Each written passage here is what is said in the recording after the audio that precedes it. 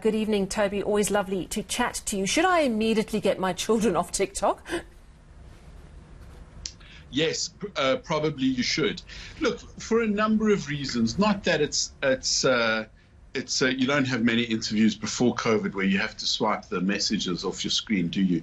But you don't have many concerns about, or you should have many concerns about what people are doing on social media. And even though TikTok has become one of the places lots of youngsters want to go, they need to know the parameters and they need to know how to behave properly, and Sure. they need to know not to do anything that would later embarrass them. Whether TikTok is really stealing people's information and passing it to the Chinese government, I don't think we'll ever know, Sally. It's kind of like similar accusations are often leveled at other Chinese apps, and it does seem to be as part of the tit for tat between the White House and Beijing over Huawei and 5G and all these other things. To their credit, TikTok have pulled out of China.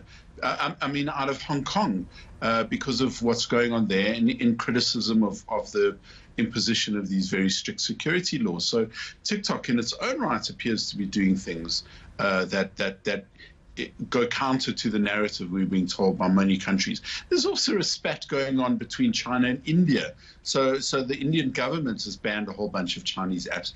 We don't know if these are cybersecurity issues or these are geopolitical and economic issues. I mean, if you ban a country like America with 300 and something million potential users, and India with 1.2 billion potential users, that's warfare of an economic scale by prohibiting people from using or accessing those kinds of markets. So it's not a small gesture that both the US and India are imposing on Chinese apps.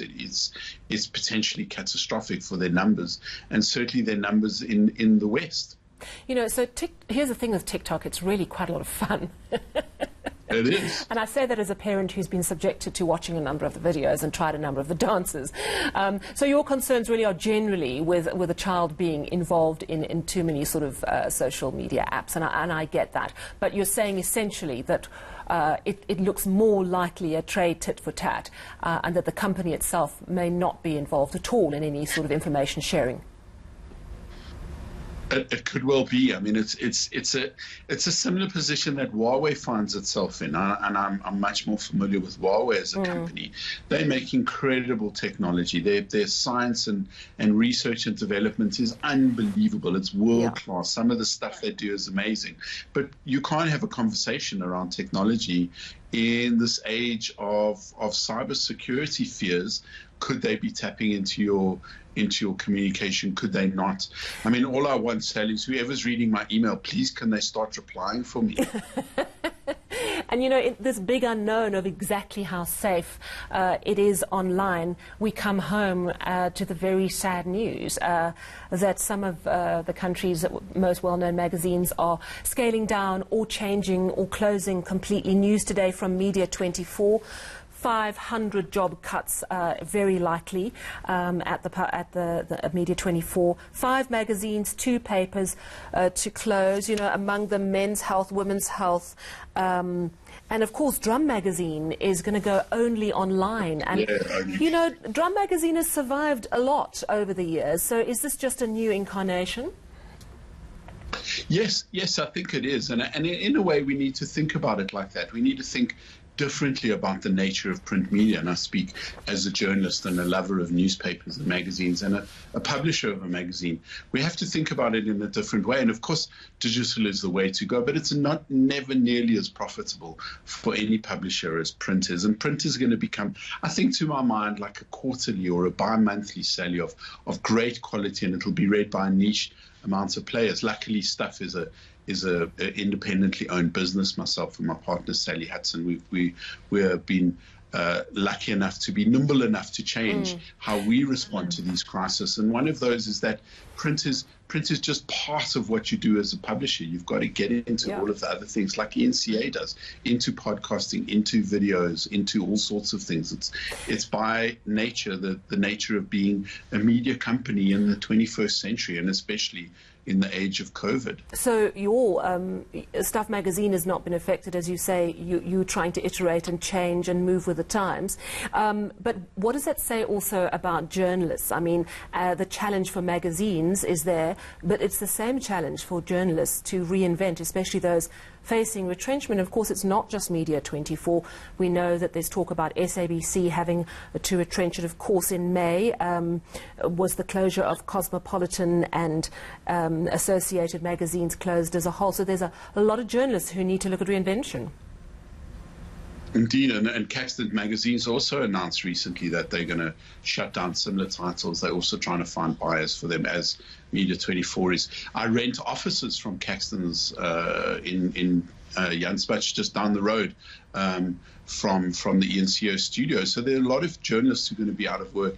Journalism is kind of like being a nurse or a teacher, Sally. I don't have to tell you, but I'm sure anyone who watches this channel would know. It's kind of like a calling.